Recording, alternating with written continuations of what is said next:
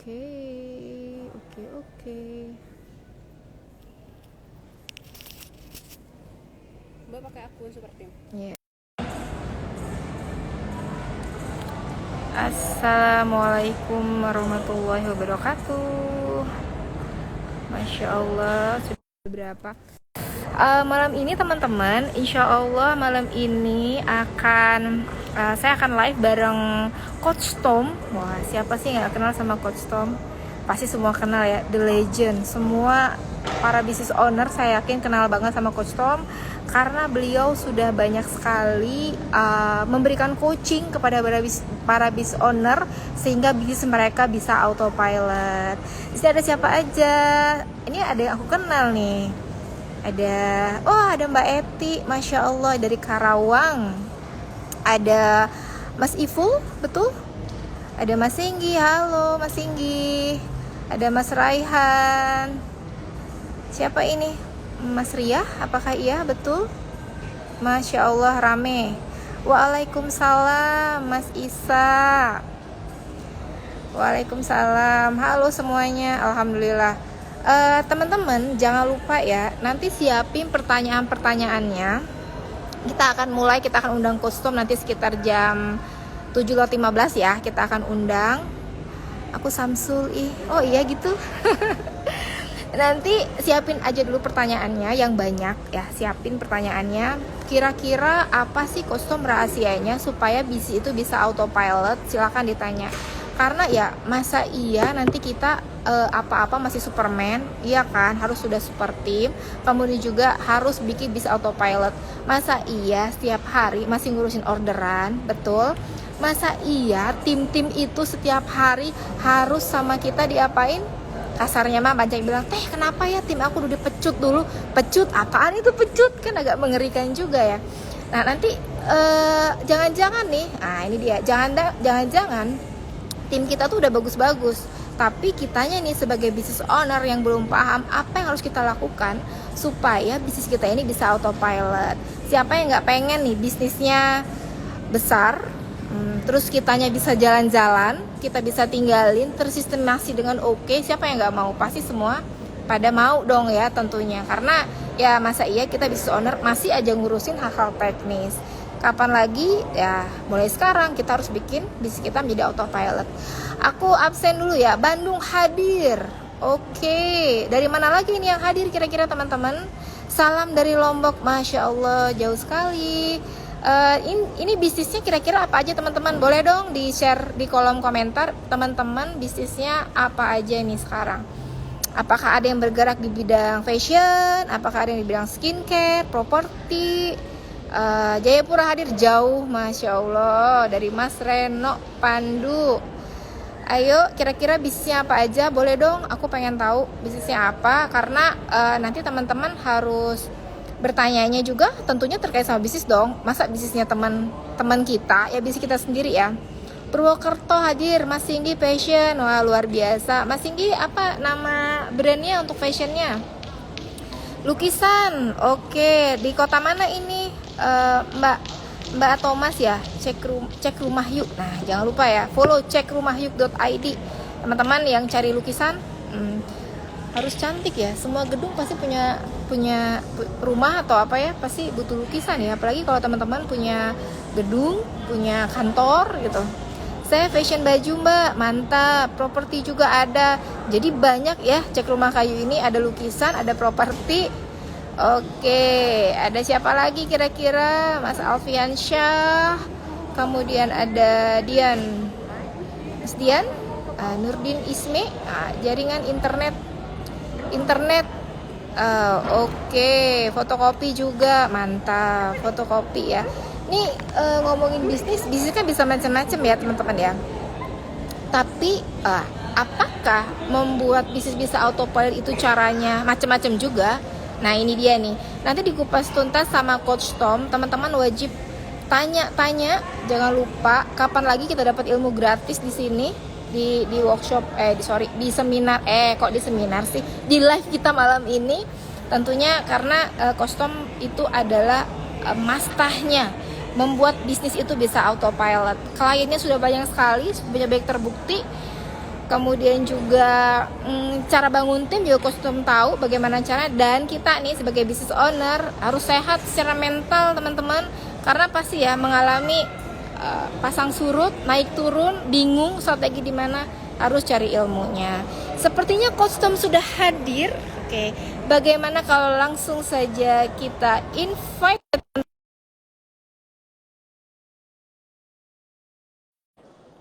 Insya Allah tipsnya malam ini sangat oke banget nih, bermanfaat. Coach, aku sudah invite.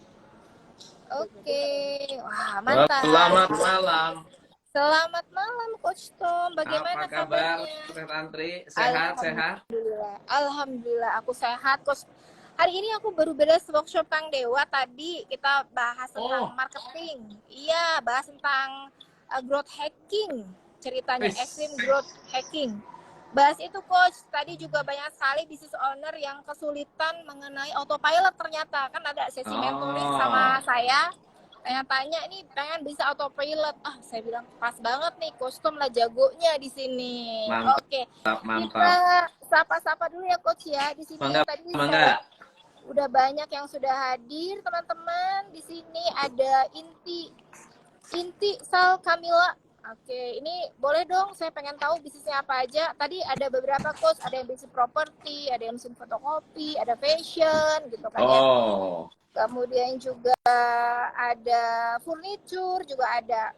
Kalau kita bicara tentang bisnis, produk bisa macam-macam ya Coach ya. Tapi kalau secara cara untuk autopilot itu gimana Coach? Apakah sama? Apakah tentunya pasti beda dengan bisnis yang berbeda-beda ini? Bagaimana tuh Coach kira-kira? Wah. Pada dasarnya prinsip autopilot itu sama.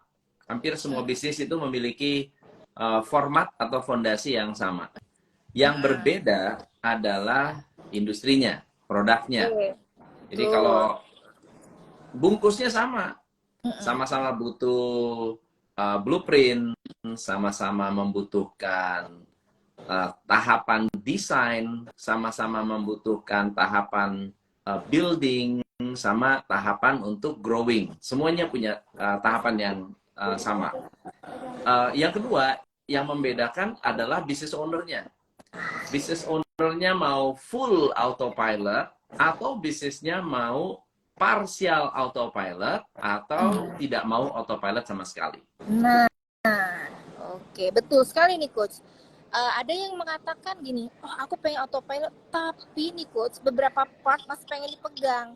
Nah, ini dia nih Coach. Kira-kira nih Coach, menurut Coach, apa sih tantangannya ketika kita bicara, ini autopilotnya full, ini kalau setengah-setengah, itu gimana Coach? Jadi, tantangannya apa saja? Kita memulai dari bagaimana sebuah bisnis itu dibentuk atau dibangun.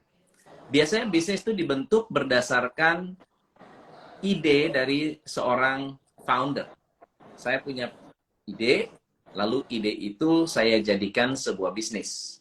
Nah, ide bisnis itu ada yang bisa dikerjakan bersama-sama dengan orang atau bersama-sama dengan tim, tapi ada juga ide bisnis yang dikerjakan sendiri. Contohnya, saya tukang jahit. Saya nggak perlu orang marketing. Saya tidak perlu tukang jahit. Saya tidak perlu orang yang melakukan motong kainnya. Saya nggak perlu orang bikin pola. Kenapa? Karena saya bisa kerjakan semua sendiri. Saya bisa nawarin satu-satu ke tetangga, lalu kemudian saya bisa ukur bajunya, setelah itu bikin model, setelah itu kita buat pola, lalu kemudian pola dijadikan bahan yang dipotong, lalu kemudian dijahit, dicoba, enak, selesai. Selesai itu pekerjaan kita. Jadi bisnis sudah. Tetapi apakah bisnis ini sukses? Enggak, karena si business owner ini peranannya masih sebagai teknisi. Jadi peranan dia sebagai teknisi diterjemahkan menjadi bisnis. Sama dengan tukang masak. Ibu-ibu punya ide, bikin aja rumah makan. Tapi karena rumah makan itu terlalu besar, buka lapak di depan rumah, masak lontong sayur, jualan pagi-pagi, orang lewat, sarapan ataupun bungkus, lalu kemudian selesai, ya, pulang. Nah, siang-siangan udah santai, lalu kemudian ngurusin anak dan lain-lain sebagainya. Sore belanja lagi, pagi subuh masak lagi, masak pagi, dan seterusnya. Ini adalah satu siklus di mana si teknisi ini bekerja tanpa membutuhkan orang lain. Paling yang dibutuhkan adalah pembantu, bukan karyawan. Banyak berbeda tuh antara pembantu dengan karyawan. Kalau pembantu dia tidak punya inisiatif. Kalau karyawan harus punya inisiatif, harus punya target, harus punya KPI, harus punya SOP, harus bisa ditinggal. Nah, sekarang ini banyak business owner yang masih mentalnya mental teknisi, punya ribuan pembantu. Jadi bingung nih kadang-kadang business ownernya, kenapa kok saya punya manajernya kurang inisiatif ya? Karena mereka belum jadi manajer sebenarnya, mereka masih menjadi pembantu, belum menjadi karyawan. Atau ada yang bilang ini, kok saya bingung ya, gimana sih orang Indonesia itu susah punya inisiatif? Bukan orang Indonesia aja, orang bule sama. Kalau misalnya mental kita teknisi, dia hanya menunggu perintah, nunggu inisiatif. Jadi kita hanya punya pembantu. Nah, itu fondasi yang pertama tuh peranan si business owner pada saat memulai bisnis. Maka saat kita sebagai teknisi mau membuat autopilot, itu perlu satu proses yang namanya desain. Kita perlu desain, kita perlu membedah sebuah desain supaya yang tadinya saya sebagai teknisi harus naik level jadi manajer. Walaupun saya teknisi nih, saya punya banyak manajer, tapi mereka belum menjadi manajer. Mereka hanya pembantu-pembantu saya yang memiliki karyawan atau memiliki tim di bawahnya. Nah, seorang manajer tugas tanggung jawabnya adalah mendesain sistem. Mendesain sebuah sistem supaya bisa mempekerjakan banyak teknisi. Gitu. Kalau saya B.J. Habibie, saya adalah teknisi, saya mau punya banyak teknisi, saya harus mendesain sistem supaya banyak teknisi, engineer yang bisa membantu saya menjalankan bisnis ini. Gitu. Oke, baik. Nah, ini insight banget nih, Coach. Banyak banget yang kita temui bahwa business owner ini ada ketakutan, Coach. Nanti kalau aku ngajarin timku, dia pinter, dia jadi kompetitor aku deh. Itu ya, Coach ya. Terus nanti kalau misalnya aku cerahin ke semua ilmu dikasih ke dia, dia resign, diambil sama kompetitor, itu juga bisa. Bahkan ketakutan berikutnya itu adalah, ini pernah ada case, Coach, dia udah serahin ke semua ke timku jadi pintar katanya. Terus aku ngapain? Aku nih bengong nih, aku harus ngapain katanya gitu kan. Nah, itu kira-kira, Coach, tahap pertama kan adalah mindsetnya dulu ya, Coach, betul ya? Bahwa mindset kita nih, kita ada di posisi apa, kita adalah business owner, maka apa yang harus kita lakukan? Intinya adalah bisnis memang tujuannya jelas, harus autopilot ya, Coach ya. Betul. Seperti itu ya, Coach ya, harus autopilot supaya bisa kita tinggal, kita bisa jalan-jalan, bikin bisnis baru, misalnya kan begitu. Betul. Banyak sekali business owner yang belum selesai nih, Coach ya, urusan di dalamnya, tapi udah bikin bisnis baru. Nah, pandang Coach itu seperti apa, Coach, kira-kira? Bisnisnya belum selesai, yang satu business ini, owner, tapi ya udah bikin. betul. Ya. Si business owner ini berpikir bahwa kalau saya punya banyak bisnis dan bisnis itu ditinggal, artinya bisnis saya autopilot. Jadi banyak salah persepsi nih. Coach, saya sih bisnis sudah autopilot. Kenapa? Udah ditinggal. Bisnis saya udah ditinggal-tinggal. Oh iya Pak, bagus Pak. Iya, suatu hari dia lapor ke saya, Coach, waduh saya pusing. Kenapa? Karyawan saya banyak yang resign. Terus omsetnya turun. Lalu kemudian GM saya mengundurkan diri, bedol desa. Karyawannya dibawa, customer dibawa pulang. Loh Pak, katanya sudah autopilot. Iya Pak, Coach saya juga bingung tuh kenapa ya. Nah, ini yang seringkali saya katakan, hati-hati dengan bisnis bisa ditinggal. Jadi autopilot itu bukan berarti bisnis bisa ditinggal sama dengan autopilot. Enggak. Kalau bisnis autopilot pasti bisa ditinggal. Tapi bisnis bisa ditinggal belum tentu autopilot. Gitu. Sama Oke. dengan kalau misalnya teman-teman memiliki banyak bisnis, berarti autopilot belum tentu. Kalau Anda autopilot, memang bisa punya banyak bisnis. Tapi punya banyak bisnis belum tentu artinya autopilot. So, autopilot itu persepsi autopilot itu apa sih? Jadi kalau autopilot itu hanya output. Autopilot itu bukan input. Autopilot hanya efek, hanya sebuah efek dari dua motor.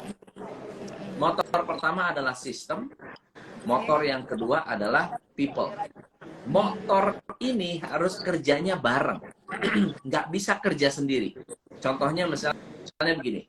Anda punya sistem namanya artificial intelligence. Oke? Keren banget. Tapi nggak ada orang yang mengerjakan, nggak ada orang yang menggunakan AI, nggak bisa autopilot. Sistem ini nggak bisa ngapa-ngapain. Sebaliknya, Anda punya people hebat banget, tapi tidak didukung dengan sistem, people-nya suatu hari akan lelah kerjanya. Jadi kalau teman-teman hari ini merasa bahwa, oh saya kok lelah ya, karyawan saya kerja keras, lalu mulai burn out, berarti Anda punya problem dengan sistem. Mereka kerja tanpa sistem. Lalu, bagaimana tanda-tandanya bisnis saya bisa autopilot? Bisa autopilot. Artinya belum autopilot, tetapi ini loh tanda-tandanya saya itu bisa autopilot. Kalau people-nya kerjanya ringan, tapi hasilnya banyak. Kok saya dulu kerja 8 jam, hasilnya hanya dapat 1000 piece. Sekarang saya kerja 1 jam, sudah dapat 1000 piece. Artinya people dan sistem ini berjalannya bersamaan. Itu pertanda Anda bisa autopilot. Artinya people ini menggunakan sistem yang akhirnya mempercepat pekerjaan. Maka tanda pertama ketika kita bicara bisnis saya bisa autopilot nggak? Tanda pertama adalah apakah bisnis Anda profitable. Oke, secara keseluruhan. Bisnis saya profitable nggak? Oh, kalau profitable, seharusnya tanda ini bisa menjadi sebuah indikator penting bahwa Anda bisa autopilot. Oke? Atau misalnya begini, Coach, saya itu punya 5 produk. Yang satu rugi terus, yang satu untung terus. Berarti yang rugi tidak bisa autopilot dulu. Yang untung bisa di-autopilotkan. Kemarin saya ada membantu satu company, ya klinik. Jadi klinik ini untung. Setiap tahun untung. Tetapi dari tahun ke tahun omsetnya turun terus. Dari tahun ke tahun omsetnya turun terus. Terus saya tanya, goal Bapak apa? Saya mau autopilot. Kalau kita meninggalkan bisnis dalam kondisi menurun, lalu kemudian tidak dicari tahu dulu masalahnya apa, bisnis itu akan turun terus.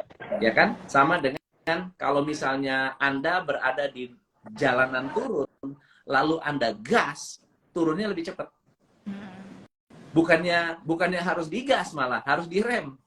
Jadi kita harus mikirkan gimana caranya untuk ngerem supaya omsetnya tidak turun lagi. Nah, itu membutuhkan apa? Membutuhkan analisa. Jadi step yang pertama adalah apakah bisnis Anda profitable? Kalau sudah profitable, ini tanda baik. Tapi kalau belum profitable, harus dianalisa. Punya bisnis yang banyak, kalau tidak profitable, nggak bisa autopilot. Gitu. Iya, betul sekali, Coach. Berarti tahapannya pertama itu adalah kita pastikan dulu bahwa bisnis kita itu profit, itu Coach ya. Kemudian yang kedua, tadi Coach bilang bahwa kita bikin dulu nih desainnya. Betul ya, Coach ya? Benar, kita desain dulu sistemnya gitu ya, Coach ya. Benar. Terus nanti strukturnya seperti apa, orang yang harus kita rekrut apa aja. Itu ya, Coach ya, yang harus kita lakukan. Oke. Ini Coach, sebelum ini kita baiknya buka tanya jawab dulu, Coach ya. Nah, ini sudah ada mulai yang bertanya. Oke, tadi di atas saya manjat dulu nih, Coach. Udah panjang banget. Tadi ada yang nanya. Panjang banget. Oke. Ini dulu deh. Kalau masih balik modal, Pak, maksudnya gimana nih? kalau masih balik modal Pak? Oh, maksudnya masih plus-plus gitu, Coach.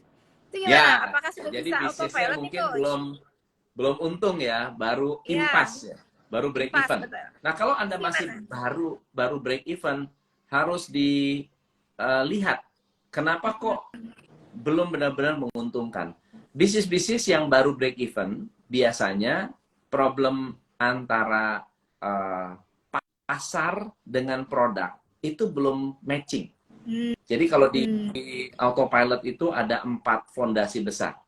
Fondasi yang penting yang pertama adalah bagaimana Anda bisa meningkatkan jumlah customer Anda lewat marketing. Jadi marketing itu harus jalan, harus efektif. Nah, marketing inilah yang mendatangkan customer. Oke? Jadi bayangin ya, marketing mendatangkan customer. Bagus nggak? Bagus. Kemudian customer diproses. Oke.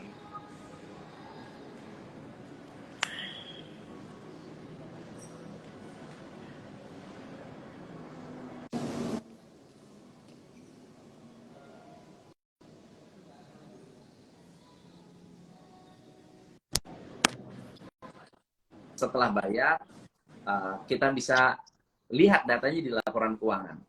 Tapi hanya bisa break even. Artinya kan ada yang salah di antara jumlah customer-nya banyak masuk, tapi dikelolanya nggak baik. Betul ya? Pasti ada sesuatu yang salah, sehingga menghasilkannya atau outputnya, kalau kita lihat 3 proses ya, input, proses, output ya. Inputnya adalah customer banyak, diproses oleh operasional kita yang kita anggap baik, tapi hasilnya break even 0.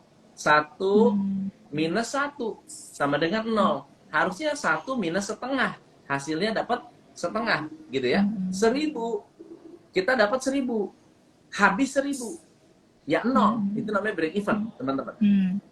Tapi yang jadi kendala adalah kita jarang sekali menganalisa tengahnya ini. Tengahnya ini ada masalah apa? Sehingga ketika kita bilang, oh saya break even, kita kejar omsetnya naik terus. Ya, kejar tambah customer terus. Padahal masalahnya bukan tambah customer. Di tengah-tengah ini ada masalah. Ya, di tengah-tengah ini yang kita sebutnya sistem. Oke? Jadi proses yang pertama adalah mendatangkan customer. Proses kedua adalah mengolah customer. Proses yang ketiga adalah membuat customer menguntungkan atau menghasilkan margin. Nah, proses yang keempat yang seringkali kita jarang bahas adalah bagaimana kita bisa meleverage, menduplikasi. Customer banyak. Kalau kita double 3 kali lipat, ada masalah nggak dengan operasional kita? Ada banyak ya. Sekarang kalau saya tanya teman-teman ya, kalau omset Anda naik 10 kali lipat, masalah baru apa yang akan terjadi? Wah, coach, kita modalnya nggak cukup. Wah, coach, kita punya stok nggak cukup. Wah, coach, karyawan kita bakal meledak kepalanya.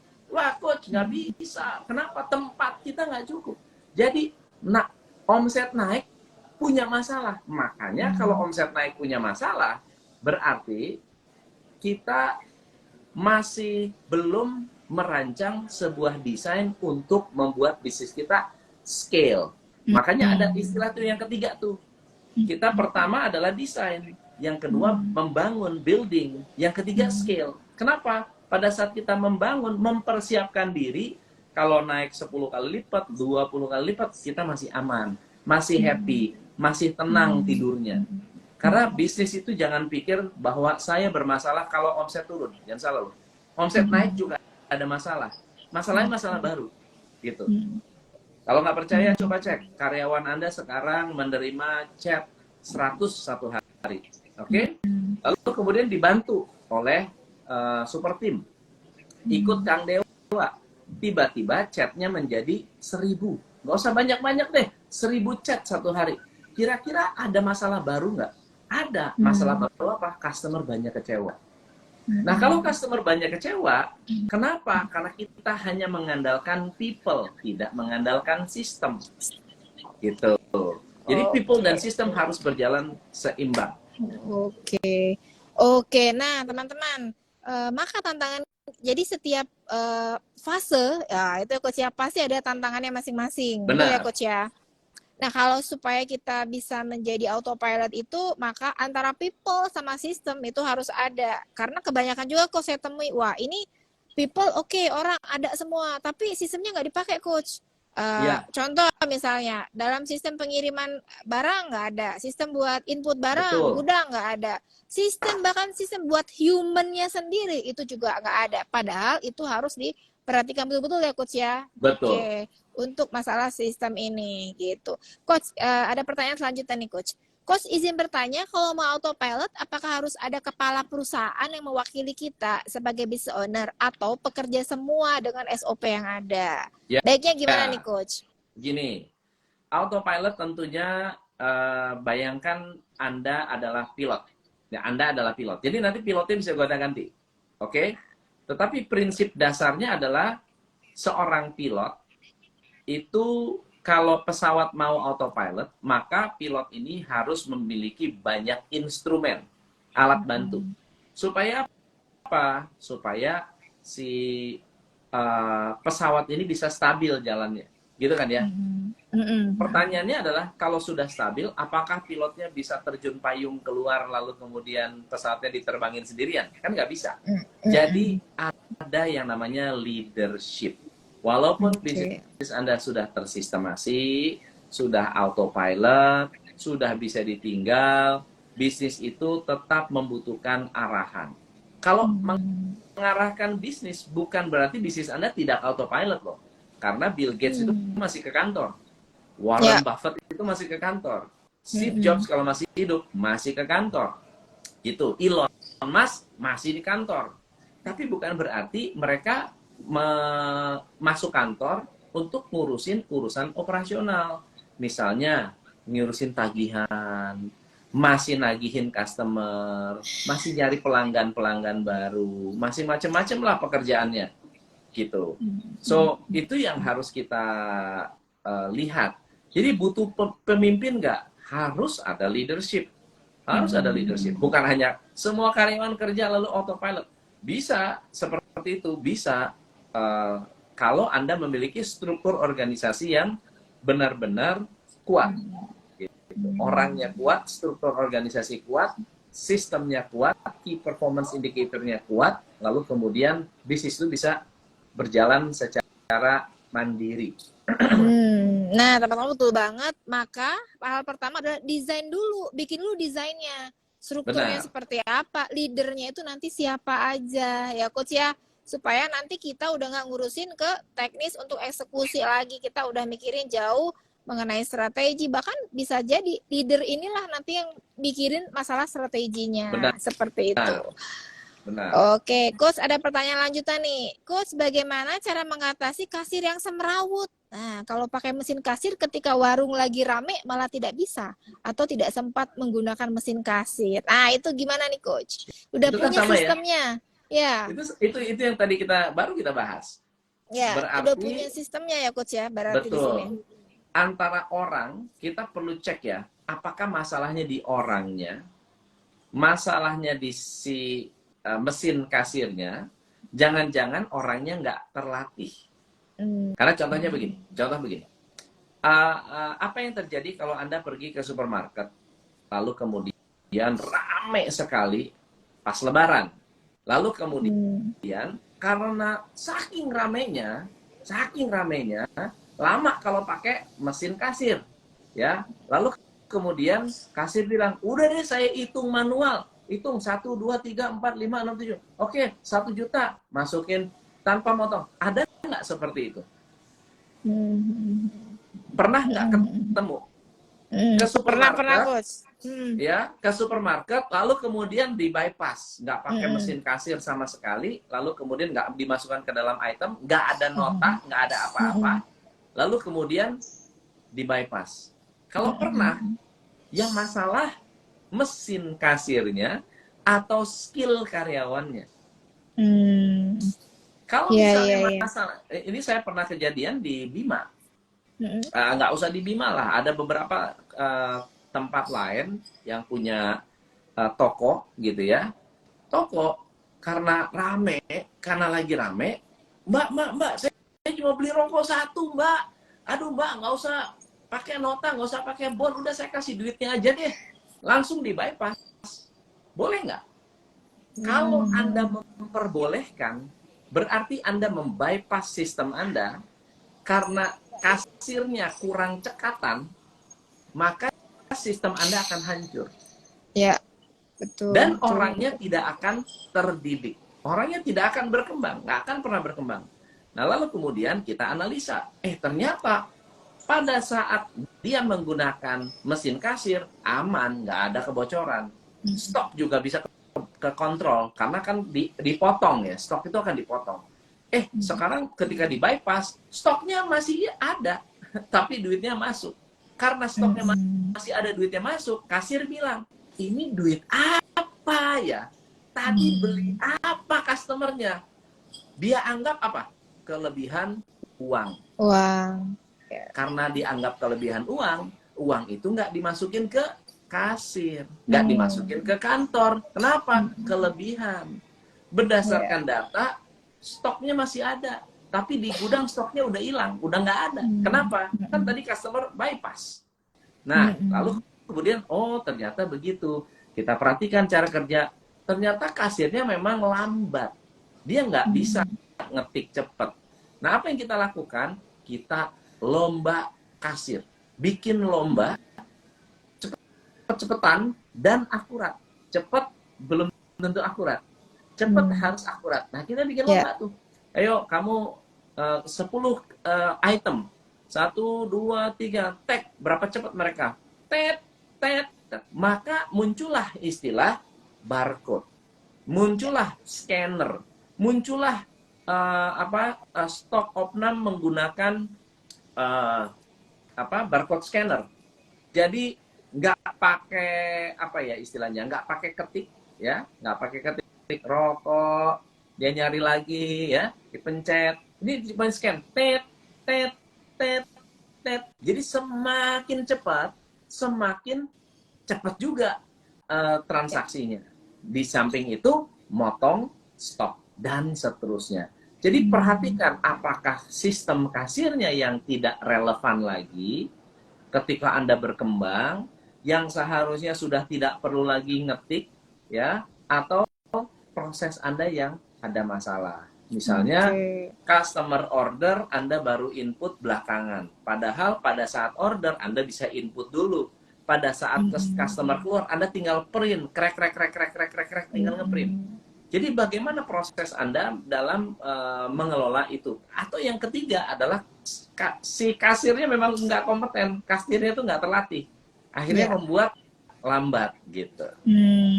Oke, nah teman-teman, berarti mudah-mudahan menjawab ya. Ya, berarti coach, kalau saya simpulkan penting banget satu untuk melatih tim, ngetrain dia soal penggunaan sistem, betul ya coach ya, supaya dia nanti bisa menggunakan sistem. Terus kan dua, perhatikan sistemnya apakah cocok dengan kita atau enggak nih, ya cocok atau enggak sistemnya.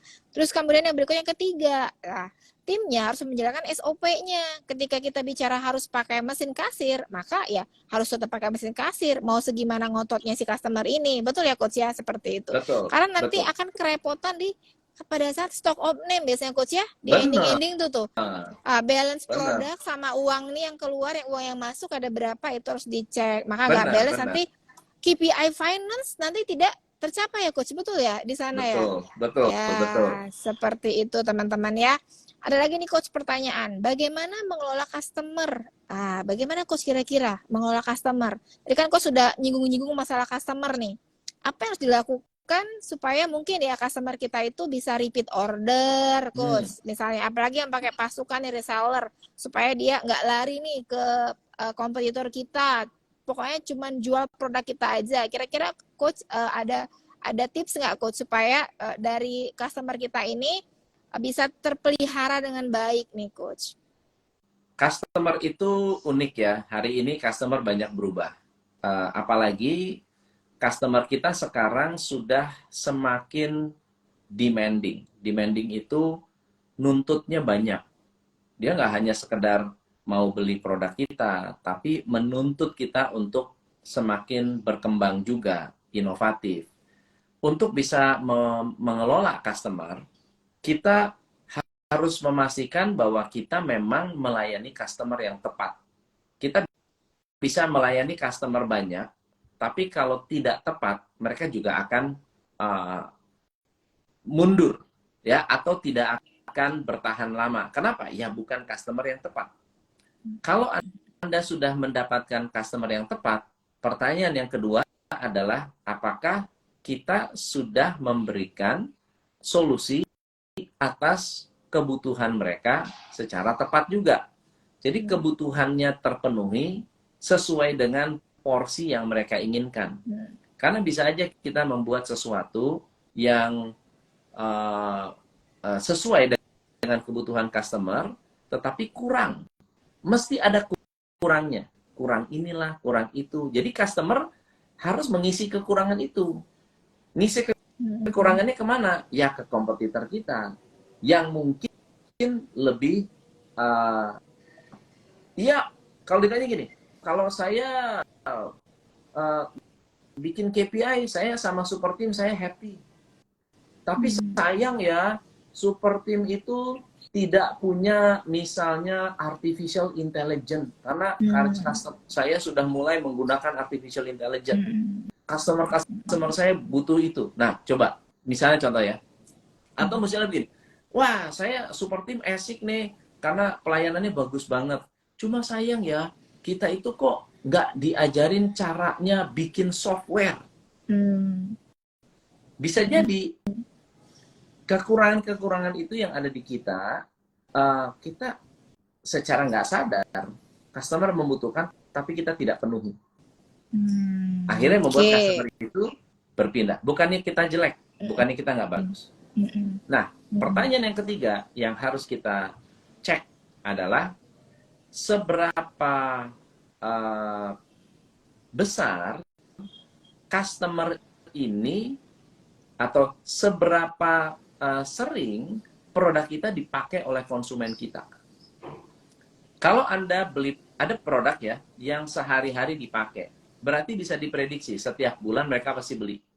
Kalau beras, makan tiap hari. Sikat gigi dipakai tiap hari. Ya, betul ya. Odol dipakai setiap hari. Sabun dipakai setiap hari. Pasti dalam periode tertentu, dia akan beli lagi. Maka Anda harus menyediakan stok tadi. Nah, berapa banyak dari kita yang tidak punya stok, padahal customer pakai tiap hari.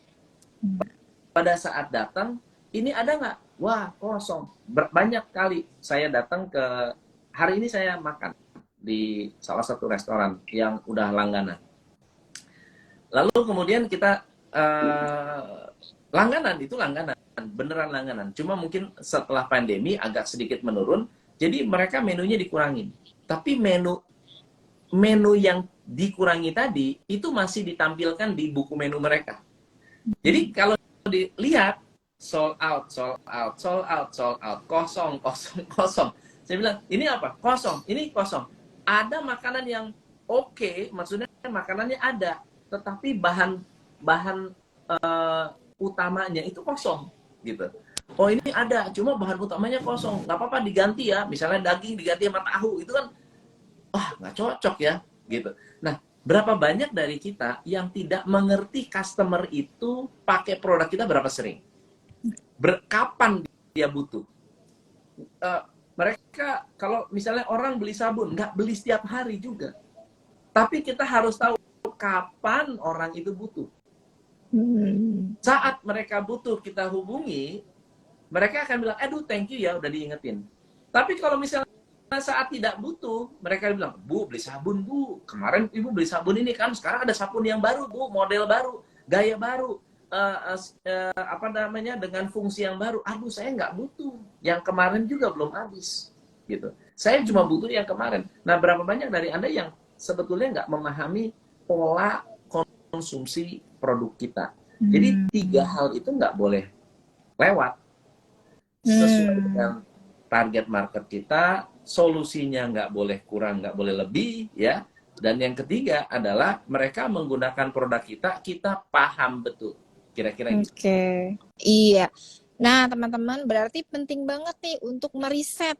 Justru ini riset mainnya coach ya. Betul, Mencari tahu gitu kan, siapa customer kita, ya siapa market kita, terus ya, kebutuhan dia tuh apa gitu. Bahkan bisa teman-teman bentuk tim khusus mungkin ya. Biasanya disebut dengan tim betul, CRM nih coach. betul, CRM, Customer Relationship Management, mereka yang biasanya mencari tahu juga tentang customer kita sendiri, kapan aja repeat ordernya, terus betul. repeat ordernya biasanya yang mana aja. Karena kalau kita udah melakukan itu teman-teman, itu yang bisa kita lakukan nanti untuk membuat customer repeat order, memelihara customer, bahkan juga mengakuisisi customer baru. Gitu coach ya kurang lebih. Betul. Nah, sebelum kita masuk ke pertanyaan selanjutnya, teman-teman, saya mau ngingetin nanti pada tanggal 1 Maret, insya Allah akan ada Coach Tom nih, dan juga ada Mas Aldi sebagai yang expert di bidang digital marketing dan juga saya sendiri sebagai CEO Super Team. Kita akan bikin seminar online ceritanya tanggal 1 Maret. Nah, teman-teman boleh banget itu daftar.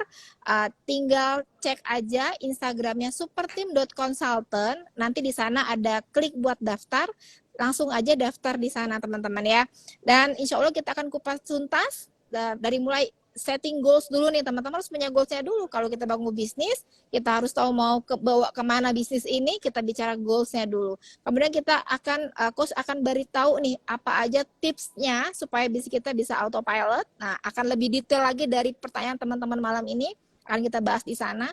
Dan teman-teman juga bisa menanyakan mengenai strategi marketingnya apa ya yang cocok ya buat bisnis aku ini. Nah, itu akan dibahas oleh expert kita yaitu Mas Aldi di bidang digital marketing. Jangan lupa 1 Maret langsung aja daftar dengan klik link yang ada di bio-nya superteam.consultant, teman-teman. Oke, kita lanjut ya coach ya. Ya, Coach, kalau karyawan sudah diajarin nih berbulan-bulan, wah ini kayaknya udah kesel banget nih bisa ownernya nih. Bisa bekerja, tapi harus selalu diingatkan terus nih coach setiap hari.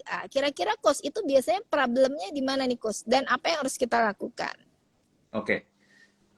Kalau orang diajar, lalu kemudian gimana kita tahu dia menguasai? Gimana kita tahu dia menguasai?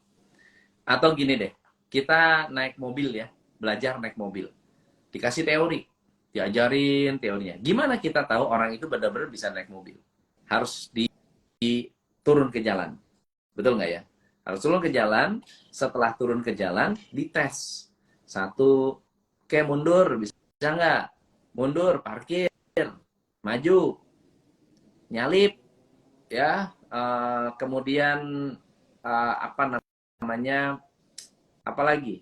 Nanjak, ya, nanjak, berhenti di tengah jalan, nanjak. Nah, itu semua adalah ujian-ujian yang real time. Jadi real time, Anda tahu dia mengerti dan bisa. Oke? Nah, lalu kemudian setelah mereka dianggap bisa, kita apain? Apa yang akan memberikan kita sebagai supir sebuah indikator bahwa saya itu memang bisa nyupir atau nggak bisa nyupir. Ada apa? Ada polisi. Polisi itu akan nilang kalau kita melanggar.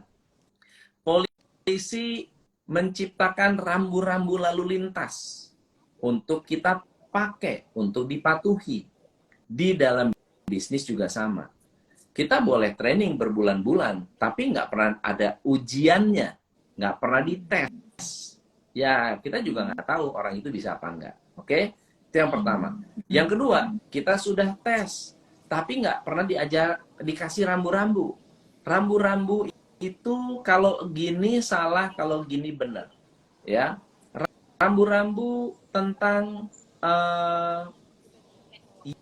yang berkualitas dan tidak berkualitas. Bahkan dua orang QC yang berbeda bisa menilai produk yang sama dengan berbeda. Menurut QC A, ini lolos, QC B nggak lolos. Itu gimana caranya? Jadi nggak bisa. Itu harus ada kesepahaman yang sama. Tapi yang ketiga, ada polisinya nggak? Ada polisinya nggak? Polisi itu ada dua. Nah, rambu-rambu bisa menjadi polisi juga. Ya, pengingat. Namanya Key Performance Indicator. Jadi KPI itu rambu-rambu dalam bisnis kita, bukan untuk menilai karyawan. Ya, bukan untuk nilai karyawan. Key performance indicator adalah sebuah indikator yang menandai bahwa orang ini memang sesuai standar. Ya. Nah, yang kedua, kalau tidak sesuai standar diapain? Contohnya, ya, misalnya contoh, ada orang naik mobil, udah ada KPI. KPI itu rambu-rambu ya, KPI. Rambu-rambu merah, kuning, hijau. Itu key performance indicator, Bapak Ibu, teman-teman. Kalau merah harus berhenti. Kalau kuning, hati-hati. Kalau hijau, jalan. Tapi ketika dia naik mobil, merah, kuning, hijau, itu dihajar terus. Kan kita harus cek dong. Kenapa? Karena ada dua kemungkinan. Kemungkinan yang pertama, orang ini tidak mengerti. Kemungkinan yang kedua adalah faktor kesengajaan. Riset menunjukkan bahwa manusia sangat rendah dalam bekerja ya, sangat rendah kemungkinannya faktor kesengajaan. Misalnya kecelakaan kerja, sengaja saya iseng motong jari sendiri, nggak mungkin. Itu nggak akan ada faktor kesengajaan itu. Jadi faktornya apa? Faktornya adalah dari sisi pemahamannya. Jangan-jangan ternyata orang ini buta warna, ya kan? Oh, buta warna, nggak bisa membedakan merah, kuning atau hijau. Jadi Anda harus ngapain? Jadi bukan hanya sekedar saya punya KPI, KPI-nya sudah clear, tapi nggak ada review-nya. Jadi orang itu harus di training good, itu baru langkah satu. Langkah kedua dites, langkah ketiga dikasih KPI atau indikator. Kalau dikasih indikator aman, beres semua, berarti autopilot. Jadi KPI ini adalah salah satu indikator autopilot. Gitu.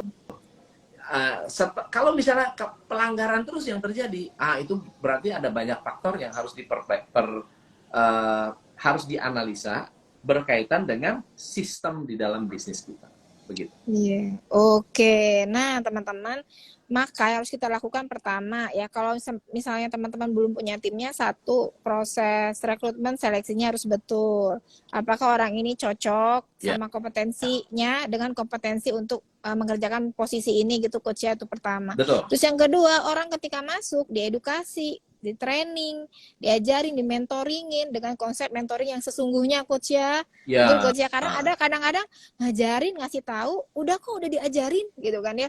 Aku udah kasih tahu semua caranya, tapi tidak dengan detail, mencontohkan misalnya, coach ya. Terus nanti pakai ujiannya lah, study case misalnya, dan lain sebagainya. Itu tetap harus teman-teman lakukan. Dan yang berikutnya adalah, ini mungkin yang paling penting adalah sesi di mana seorang leader harus melakukan teknik coaching, betul ya, coach ya, buat timnya. Itu yang paling penting. Dan tadi coach sempat juga bilang bahwa sistemnya nih harus ada dulu, SOP-nya harus jelas dulu. Jangan-jangan dia nggak paham dengan SOP-nya, itu juga bisa jadi. Betul, jadi sebetulnya banyak faktor ya, coach ya, yang membuat bisnis kita ini katakan apa ya, ini masalahnya di mana, itu sebenarnya banyak faktor. Kita harus analisa dulu, teman-teman, dibuka dulu satu-satu, dipretelin lah ibaratnya, yang mana titik-titiknya, nah itu yang harus dilakukan perbaikan, seperti itu. Ya banyak yang nggak sabaran sih, coach, lebih ke gini, kan aku udah ngelakuin semuanya nih, nggak sabaran, padahal dalam prakteknya itu yang namanya bagus bisnis, sabar itu sangat penting ya, coach ya. Sangat penting banget untuk sabar itu. Oke, coach, kita lanjut ke pertanyaan berikutnya. Ini udah nyepet-nyepet ke customer lagi nih, coach. Coach, gimana sih membedakan real customer sama kompetitor customer? Karena sekarang musim nikung. Aduh, ini nikung-nikung nih sekarang nih, coach. Gimana nih, coach, bedainnya? Saya kasih tahu ya. Kompetitor Anda ya tidak akan datang dari real kompetitor. Justru 80% kompetitor baru Anda datang dari customer Anda. Tahu nggak kenapa? Misalnya contohnya begini. Atau nggak usah deh, Anda sendiri deh.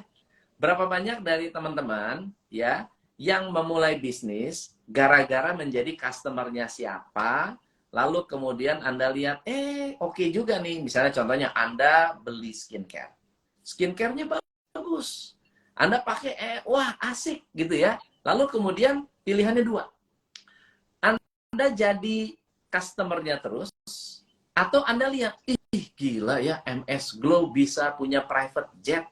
Berarti, kalau saya punya bisnis skincare seperti MS Glow, saya bisa punya private jet juga, benar nggak? Akhirnya, Anda bukan jadi customer MS Glow, ya mungkin sekali-sekali masih beli produknya. Tapi Anda mulai berpikir, gimana caranya saya punya bisnis seperti MS Glow? Ya. Jadi, kompetitor terbesar Anda justru kebanyakan adalah customer-customer kita sendiri. Atau Anda makan, wih hebat ya coffee shop ini ya, rame ya Starbucks ya. Anda bukan jadi customer Starbucks, mulai mikir gimana caranya punya franchise seperti Starbucks. Jadi Starbucks kompetitornya bukan coffee shop yang sudah ada, Coffee Bean atau mungkin Tanah Merah dan lain-lain sebagainya, bukan, atau Kopi Kenangan. Bukan itu. Bahkan Kopi Kenangan mungkin sebelumnya adalah customer Starbucks. Janji Jiwa adalah customer Starbucks. Lalu kemudian berpikir, gue juga bisa nih bikin kayak begini. Akhirnya mereka menjadi kompetitor dan akhirnya berkembang. Jadi teman-teman, jangan kaget kalau kompetitor Anda datangnya dari customer. Dan tidak ada yang bisa, nggak bisa kita bilang, oh ini real customer, ini adalah kompetitor. Karena sebetulnya, kalau Anda relationship-nya bagus, real customer bisa menjadi partner Anda, tapi customer yang menjadi kompetitor juga bisa menjadi partner Anda. Hari ini, temanya sudah bukan lagi kompetisi, tetapi koopetisi. Koopetisi itu berarti apa? Berkooperasi, cooperate dengan kompetisi. Berapa banyak sekarang kompetitor-kompetitor itu, saya kompetitornya si A, si B, gabung. Jadi rame, jadi seru. Bahkan saling dukung, saling bantu. Sekarang zamannya seperti itu. Nah, tapi kalau misalnya, gimana sih cara membedakan real customer dengan customer yang akan menjadi kompetitor? Menurut saya paling mudah adalah customer ini lebih banyak nanyanya daripada belinya, atau lebih banyak belinya daripada nanyanya. Karena kalau customer yang kemudian akan menjadi kompetitor, dia akan rajin datang, rajin mungkin belanja, tetapi lebih investigatif pertanyaannya. Bukan bertanya untuk menyelesaikan problemnya dia. Contohnya, dia akan bertanya hal-hal yang mungkin nggak ada hubungan. Contohnya gini, kamu waktu dulu direkrutnya gimana sih? Kamu iklannya di mana ya, rekrutmennya ya? Atau misalnya pertanyaannya mungkin nggak ada hubungan. Di sini dokter-dokternya ngambil dari mana? Kalau misalnya skincare. Oh, dokternya ambil dari sini. Kemarin jualan berapa? Ya, harga skincare ini modalnya berapa? Bikinnya di mana? Maklonnya di mana? Itu contoh-contoh pertanyaan-pertanyaan yang akan diajukan oleh customer yang niat menjadi kompetitor. Jadi, Anda harus bisa mengcounter. Ibu, pertanyaannya seru banget. Bukan saya, Bu, yang bisa jawab. Kita ketemu sama owner aja. Kalau Ibu rencana pengen bikin bisnis seperti ini, bisa belajar, Bu. Emang Ibu ada niat, Bu, bikin bisnis seperti ini? Nah, langsung bisa ngobrol. Gitu, Bu. Ya, jadi jangan ditahan juga, atau nggak usah kesel juga. Bisa juga ada kan yang kesel, wah ini apa sih nanya-nanya, lu pengen tahu aja, mau tahu dapur orang. Nah, Ibu kalau mau tahu dapurnya, tanya sama ownernya, siapa tahu bisa kolaborasi gitu. Iya, betul. Karena kolaborasi juga salah satu bentuk untuk apa, Coach? Mengurangi kompetitor ya, Coach ya. Mengurangi Sebetulnya. kompetitor. Iya. Betul. Oke, ini ada yang, wah terharu aku katanya, yang orang nggak kepikiran Coach Tom bisa memberikan jawaban yang selalu mudah dipahami. Ya itulah Coach Tom gitu, ilmunya sangat-sangat luar biasa. The legend, Super Team aja belajarnya dari Coach Tom, teman-teman. Sehingga Super Team sendiri bisa autopilot itu karena belajar dari Coach Tom. Jangan lupa tanggal 1 Maret ya, silakan teman-teman daftar dengan klik link yang ada di bio. Kita lanjut Coach.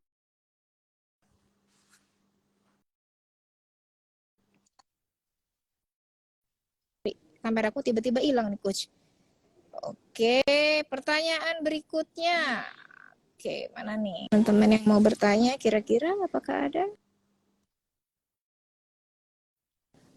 Belum ada lagi ya. Kalau ada yang mau bertanya, silakan. Kita masih ada waktu. Kira-kira gitu ya. Ada yang suka ambil uang teman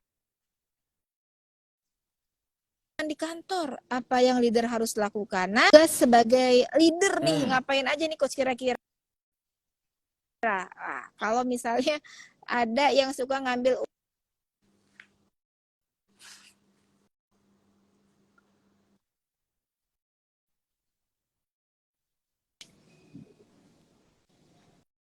Tadi agak terputus suaranya. Jadi tadi ada leader yang apa? Ada uangnya di iya, ada timnya itu katanya Ah. ngambil uang nih coach, fraud lah kira-kira ya. Apa yang harus dilakukan oleh seorang leader ketika ketemu sama tim yang seperti ini? Oke.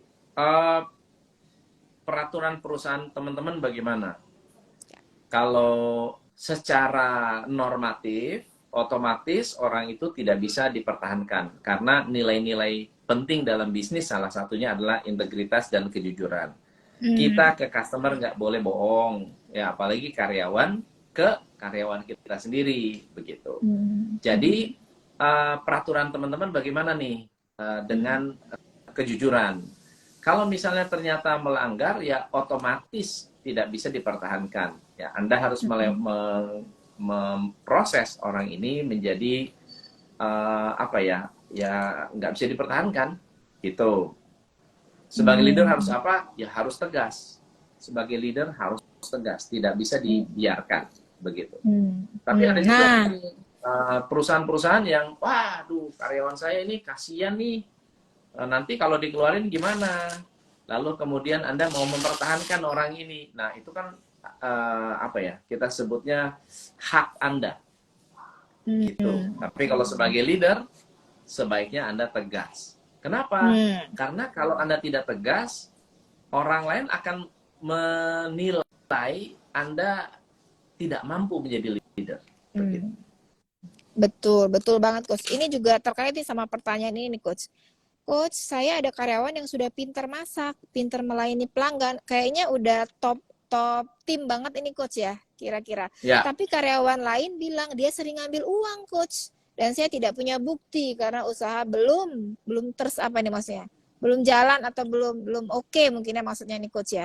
Oh, belum tersistemasi dengan baik. Bersambung tadi. Nah, gimana coach? Itu salah satu hal yang seharusnya bisa dilakukan, yaitu merancang atau mendesain sebuah sistem untuk bisa menghindari kebocoran dulu. Karena kalau hanya mendengar dari teman, oh dia ngambil ini, ngambil itu. Saya pernah kerjasama dengan salah satu resto juga, di mana si partner saya ini mengizinkan keluarganya untuk bekerja. Nggak salah. Tapi bukan hanya mengizinkan, sistem dalam belanjanya juga agak unik, yaitu mereka kasih uang belanja, kalau barang habis, pokoknya apa yang dia katakan barang habis, belanja lagi. Apapun yang dibilang habis akan dikasih uang untuk belanja tanpa cross check, tanpa periksa, tanpa memastikan. Oh iya beras habis, ya udah beli. Tapi habisnya kemana? Waktu beli berapa? Nggak tahu. Jadi akhirnya seringkali harga pokoknya membengkak. Kenapa kok HPP kayak bengkak ya? Waktu kita turun lapangan ngecek, ini HPP gede nih. Kebanyakan kalau 60%, hampir 61%, 62%. Kebanyakan, coba diperiksa deh, kenapa? Ternyata yang tadi belanja bukan hanya belanja untuk rumah rumah makannya, tapi belanja untuk rumah tangganya. Rumah makannya dan rumah tangganya gabung jadi satu. Terus jadi kalau beras habis di rumah dan beras habis di di restoran, itu ikut diminta ke si owner, dan ownernya dihabiskan terus, maksudnya dijalankan terus. Jadi kalau tidak ada sistem pasti akan terjadi. Untuk bisa merubah, kita perlu merancang fondasi minimal dalam mengelola keuangannya. Ya, berapa uang yang keluar, berapa makanan yang diproduksi, berapa yang tersisa, itu harus klop. Kalau tidak klop, berarti ada kebocoran. Sama dengan tadi yang dipercaya tuh, berarti sudah semi owner tuh, sudah semi owner ya. Dia belanja juga, masak juga, apa juga, semuanya juga. Terus dia bilang, wah ini kadang-kadang dia suka ngambil uang. Ya bisa aja, bisa saja bisa terjadi gitu. Oke. Nah teman-teman, maka bangun sistem itu penting banget. Ya, bangun SOP-nya, bangun peraturannya buat karyawan. Ketika ada hal seperti ini, konsekuensinya apa? Itu juga harus kita bisa buatkan dari awal nih teman-teman. Tadi juga ada yang nanya, Coach, kira-kira kalau kontrak kerja apa itu perlu ya Coach ya kita buat? Supaya mungkin itu tadi ya, tidak terjadi yang itu tadi Coach, kecurangan, atau mungkin ada perasaan enak buat ngeluarin orang ketika dia melakukan pelanggaran dengan ada kontrak kerja. Itu kira-kira apakah berguna Coach kontrak kerja itu? Kontrak kerja itu hak karyawan. Hak karyawan. Karyawan berhak untuk mengetahui tugas tanggung jawab dan kewajiban apa yang dia harus miliki, gitu. Dia harus punya apa ya? Harus tahu kejelasan apa yang boleh, apa yang nggak boleh. Ini yang pertama. Yang kedua adalah kontrak kerja itu kan ada waktu, kapan dimulai, kapan berakhir. Ini penting sekali untuk kita sepakati bersama supaya apa? Kalau terjadi sesuatu, ada pelanggaran atau ada hal-hal yang mungkin perlu diketahui oleh karyawan dari awal, itu mereka bisa tahu dari awal. Contohnya, misalnya Koki ini akan dikasih rahasia dagang kita. Oke, rahasia dagang. Kamu akan dapat rahasia dagang kita ya, mulai dari HPP, supplier, segala macam. Kamu akan tahu, termasuk resep-resepnya, itu datang dari saya. Oke, bukan Koki ini yang menjalankan. Maka, kalau kamu resign, kamu tidak boleh bekerja di perusahaan sejenis atau membuka usaha sejenis. Itu harus ada dari awal. Jangan sampai kita tidak, kontraknya hanya gaji berapa? Oke, peraturan hanya jam masuk, jam keluar, tapi nggak ada informasi yang lainnya menyangkut tanggung jawab. Terus dia keluar bikin restoran yang sama. Itu nggak salah loh. Mereka nggak salah. Kita mau nuntut nggak bisa. Tapi kalau ada klausul yang mengatakan bahwa kamu akan diberi rahasia dagang dan kamu tidak boleh bikin Chinese restoran lagi. Kalau mau bikin restoran Padang terserah. Tapi Chinese restoran nggak boleh. Karena rahasia dagang saya berikan ke kamu. Nah itu adanya di mana? Di kontrak kerja karyawan. Iya. Jadi kontrak kerja itu isinya adalah mengenai hak dan kewajiban dari kedua belah pihak ya. Betul ya Coach ya? Betul. Dan harus tercantum jelas. Nggak cuma melulu soal gaji, jam kerja, tapi game plan-nya juga bisa kita cantumkan di kontrak kerja. Betul. Seperti itu teman-teman. Nah Coach, sebelum Coach menyimpulkan atau memberikan tips-tips lagi nih buat kita semua, teman-teman saya ingin menginformasikan bahwa nanti pada tanggal 1 Maret 2023 ini sebentar lagi nih kira-kira, insya Allah Coach Tom itu akan ngisi di seminar kita, seminar online di Super Team. Kita akan bahas kupas tuntas mengenai bikin bisnis bisa autopilot. Nanti bisa tanya juga sepuasnya dengan Coach Tom di sana.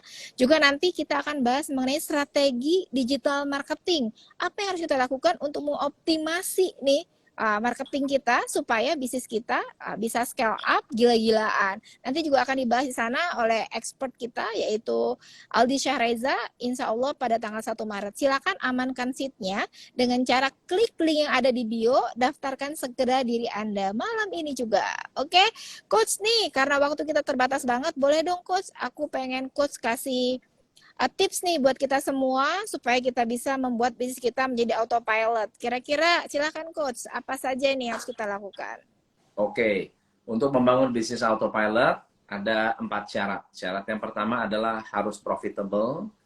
Syarat yang kedua adalah bisa diduplikasi. Anda harus bersedia menduplikasi peranan Anda kepada banyak orang. Yang ketiga adalah Anda perlu menanamkan sistem di dalam bisnis Anda. Dan yang keempat adalah harus punya manajemen. Manajemen itu adalah orang-orang profesional yang menjalankan sistem. Kenapa sistem dulu baru manajemen?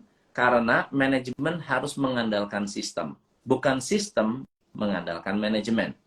Kalau sistem mengandalkan manajemen, manajemennya resign, sistemnya berhenti.